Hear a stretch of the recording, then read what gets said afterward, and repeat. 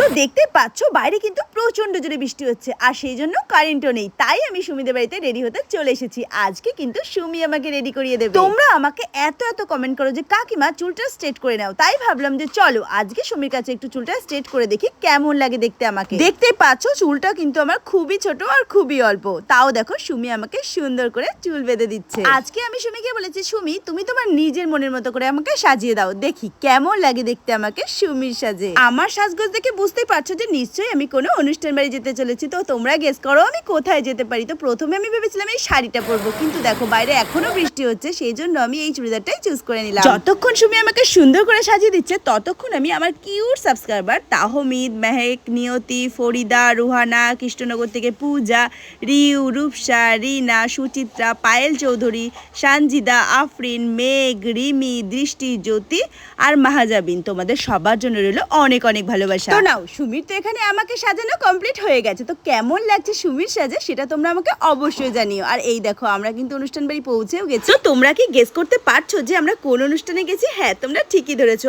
আমরা আজকে বিবাহবার্ষিকী অনুষ্ঠানে গেছি। আজকে ছিল এই স্যার ম্যাডামের 25 বছরের বিবাহবার্ষিকী।